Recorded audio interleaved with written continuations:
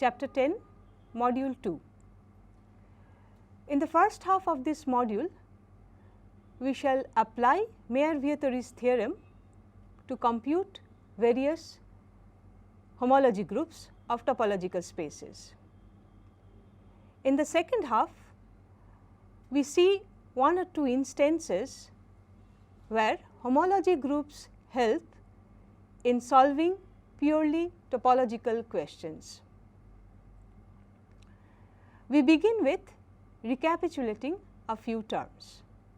Previously, we have shown that if x is a singleton, that is x has a point small x only, then Hn(x) is equal to the infinite cyclic group Z when n is equal to 0 and trivial otherwise. We have also seen that homotopy equivalent topological spaces have the same homology groups in each dimension. The 0th homology group is the free abelian group whose rank is exactly the number of path components of x. So, if x is path connected, then H0x is Z. If x has the path components yj, then for each n greater than equal to 0, Hn(x) is the direct sum of the homology groups of Hn yj. We have established Mayer-Vietoris sequence that if x is a topological space and u v are open subsets of x, then we get a long exact sequence as shown here. Now, we find that the homology group of S1 is Z when n is equal to 0 or 1 and it is trivial otherwise. If I take 2 points P and Q from S1, then deleting those points from S1 respectively, we get the open sets U and V.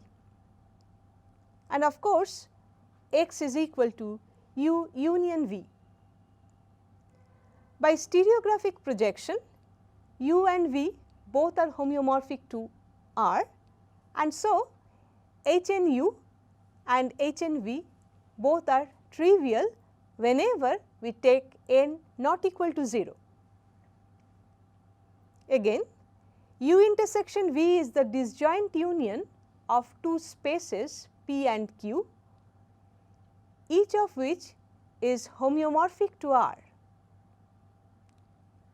So, the disjoint union P and Q has the 0th homology group equal to H0P direct sum H0Q, and that is equal to the direct sum of the infinite cyclic group Z with itself. Now, we apply Mayer-Vietoris sequence and put the informations that we have accumulated. Here we see that S1 is path connected, so it has only one path component. Therefore, H0x is Z, and for any n greater than 1, Hn(x) is sandwiched between the trivial groups, and therefore, all Hn(x) is equal to 0 when n is strictly greater than 1. So, the only non-trivial portion of the Mayer-Vietoris sequence is 0 goes to H1x, goes to Z direct sum Z via the map F1, Z direct sum Z to Z direct sum Z via the map F2, and Z direct sum Z to Z via the map F3, and then Z to 0. Now, since F3 is surjective, we may apply first isomorphism theorem and get that Z direct sum Z quotient with kernel of F3, that is isomorphic to Z, and so kernel of F3 is isomorphic to Z. By exactness of the sequence, image of F2 becomes Z, and by a similar argument, Z direct sum Z quotient with kernel of F2 is isomorphic to image of F2, and that is isomorphic to Z, and so kernel of F2 is equal to Z. Therefore, image of F1 is Z. Now, kernel of F1 being trivial, H1x is isomorphic to H1x by 0, that is the quotient group H1x by 0, and that is isomorphic to Z, and so Hn S1 is Z when n equal to 0 or 1 and 0 otherwise. In the next example, we take X as S2, the 2 sphere.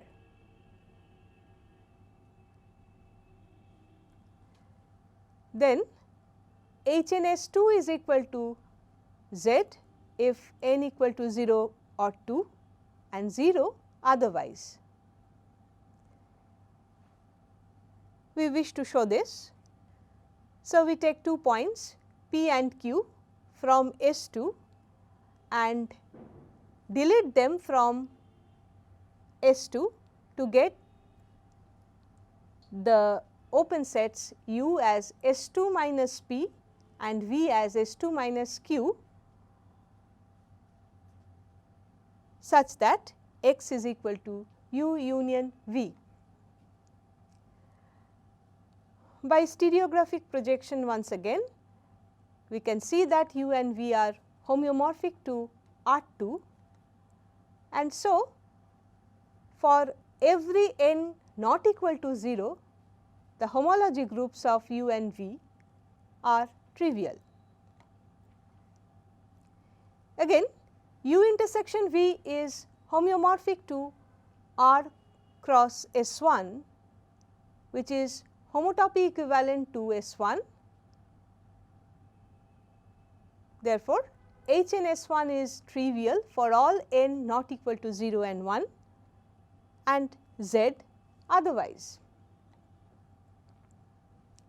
S2 being path connected, the 0th homology group of S2 is Z.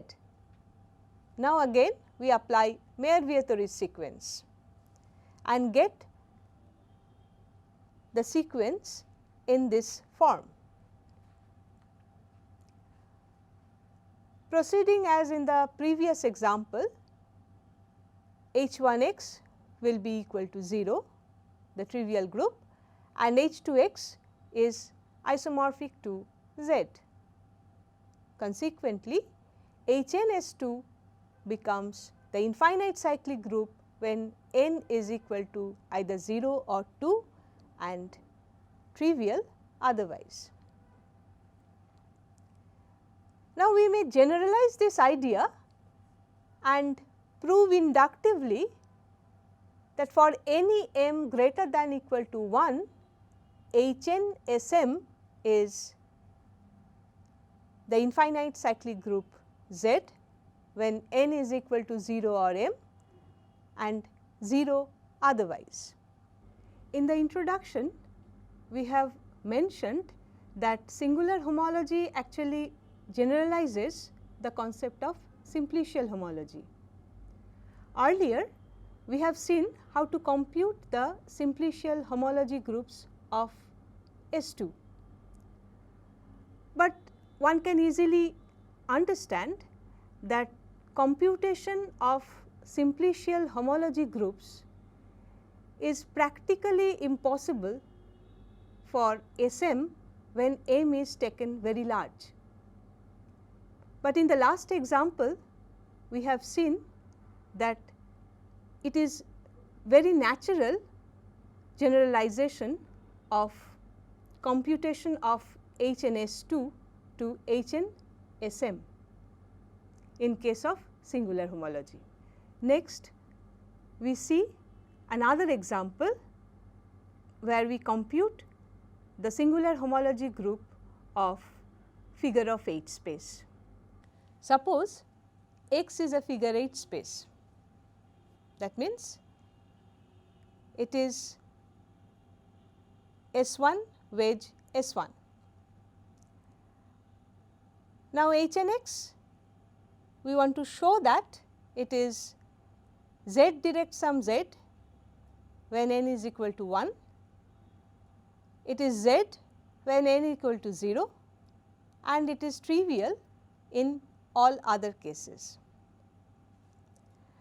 Consider an open set U obtained by deleting any point from the left circle, and the point should not be a common point of both the circles.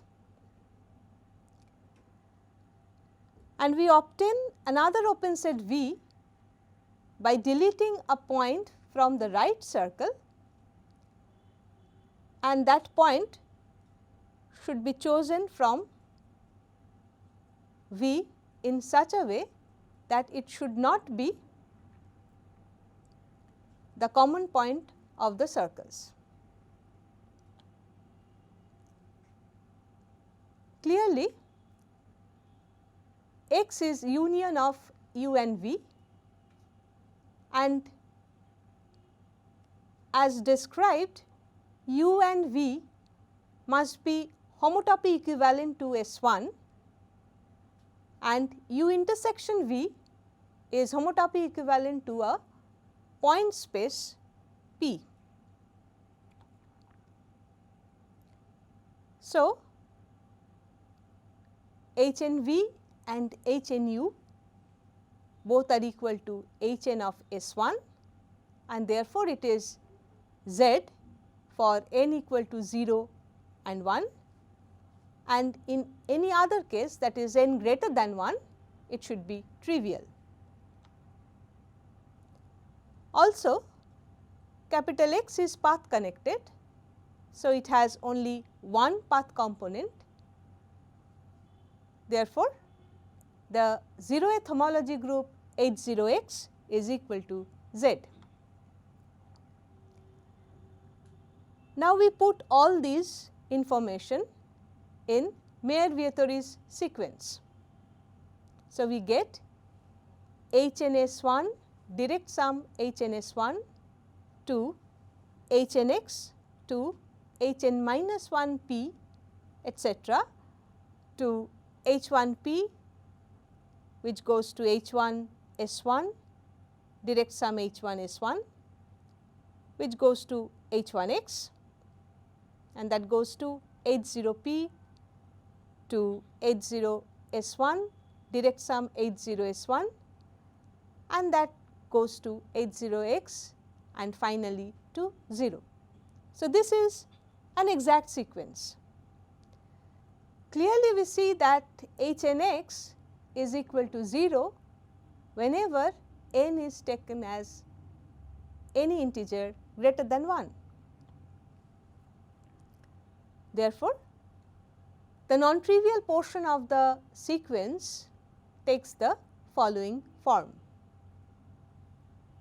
We denote the maps Z direct sum Z to H1x by F1, H1x to Z by F2, and Z to Z direct sum Z by F3, Z direct sum Z to Z by F4, and the final one as F5. From the exactness of the sequence, we now get that F4 is surjective. Now, since F4 is surjective, we apply first isomorphism theorem there to get Z direct sum Z quotient kernel of F4 is isomorphic to image of F4, that is Z, thereby kernel of F4 is Z. Image of F3 is equal to kernel of F4 by exactness, and therefore, image of F3 is equal to Z. Again, by first isomorphism theorem here, we get Z by kernel of F3 is isomorphic to image of F3, and that is Z, and that gives kernel of F3 is trivial.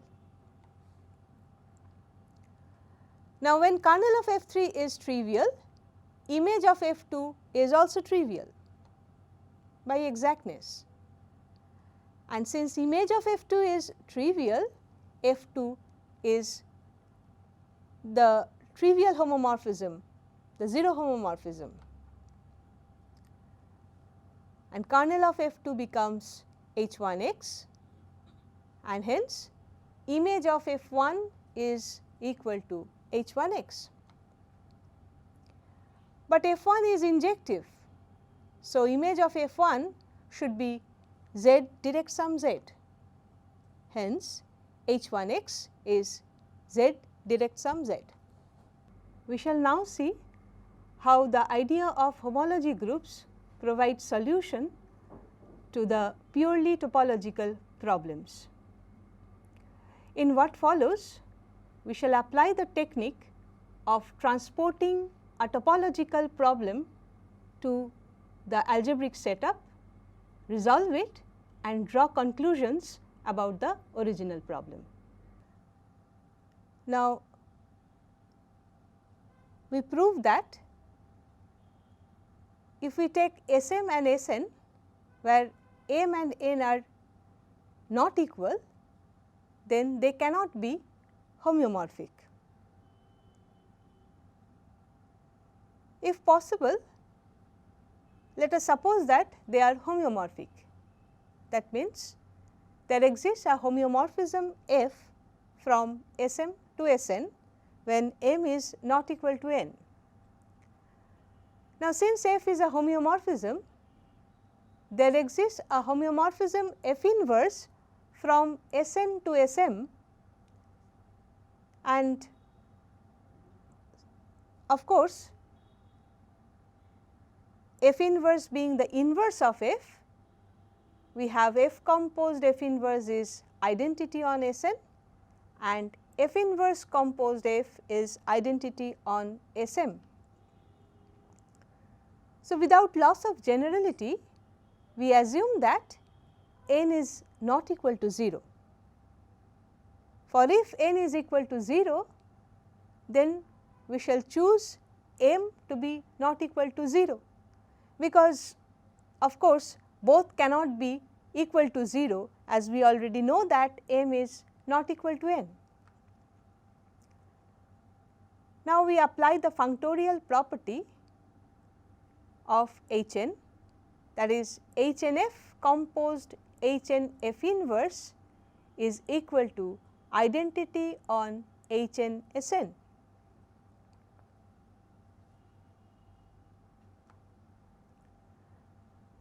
Since m is not equal to n and n is not equal to 0, Hn_Sm is equal to 0, and so we get the chain z to 0, we have the function Hn f inverse, and 0 to z we have the function Hnf. Hence, from this diagram we see that the identity homomorphism is factoring through the trivial group 0, and that is impossible. Therefore, Sm and Sn cannot be homeomorphic when m is not equal to n. In the next theorem, we prove a very well known result which is known as Brouwer's fixed point theorem. It says that every continuous map f from Dn to Dn has a fixed point. Earlier, using fundamental groups, we could establish the result for the case n equal to 2. But now we can show the result for any n. Suppose f is a function from Dn to Dn which is given to be continuous, and assume that it is not having any fixed point. That is, for every z taken from Dn, Fz must be different from z. Now, we consider the ray 1 minus T Fz plus Tz for t greater than equal to 0, that starts from Fz and passes through z. This ray will meet the boundary Sn minus 1 at some point, say Gz. Then we get a continuous function g from Dn to Sn minus 1, which is given by z goes to Gz such that Gz is equal to z for all z belonging to Sn minus 1. Now, we consider the following diagram, that Sn minus 1 is included within Dn, that is the boundary of Dn.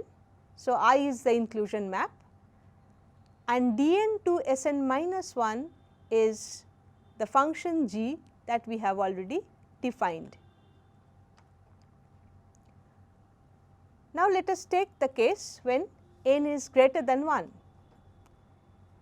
This sequence of continuous functions induces another sequence of homomorphisms between the respective n minus 1th homology groups.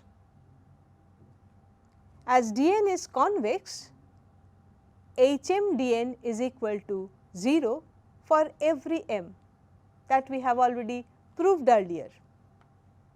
So, we have the corresponding sequence inside groups and group homomorphisms, that is Hn minus 1 Sn minus 1 to Hn minus 1 Dn is the homomorphism Hni induced from I, and Hn minus 1 Dn to Hn minus 1 Sn minus 1, we have the homomorphism Hn minus 1 G induced from G. Now, we see that Hn minus 1 Sn minus 1 is isomorphic to Z.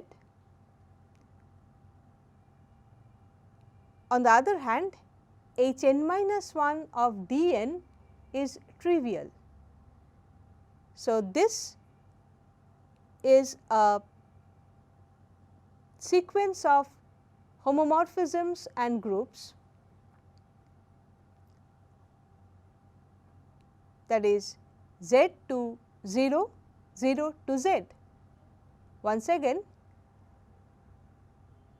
the functorial property says that Hn minus 1 G composed Hn minus 1 I is equal to Hn minus 1 of G composed I, and that is Hn minus 1 of I Sn minus 1, that is the identity on Sn minus 1, and that has to be the identity on Hn minus 1, Sn minus 1. So, that means the identity map is factoring through the group 0, which is impossible. Hence, such a G cannot exist, and therefore, there must be some Z in Dn such that Fz is equal to Z. Now, let us take the case when n is equal to 1. For proving this part, we do not need the technique of algebraic topology. Topological methods are sufficient to establish this. In this case, D1 stands for the closed interval minus 1 1 and S0 stands for its boundary, that is the set consisting of 2 points minus 1 and 1. As D1 is connected, image of D1 under any continuous function should be connected. As G is a continuous function, under G, D1 is mapped to either singleton 1 or to the singleton minus 1, but it cannot be a surjective function. So, it cannot be the whole of S0. So, Gz equal to Z for every Z belonging to S0 cannot be satisfied, as this contradiction is arrived. We get that the result is true for the case n equal to 1. Before we conclude, we want to point out that Mayer-Vietoris sequence may not give precise collection of homology groups all the time. There are certain situations where it can be applied to get an estimate of the homology groups, but unfortunately only using Mayer-Vietoris theorem we may not get the precise collection of homology groups. For example, if we take a torus and want to find out the singular homology groups, then we can see that Mayer-Vietoris sequence will give an estimate of the homology groups, not the precise collection. With this, we end chapter 10, module 2.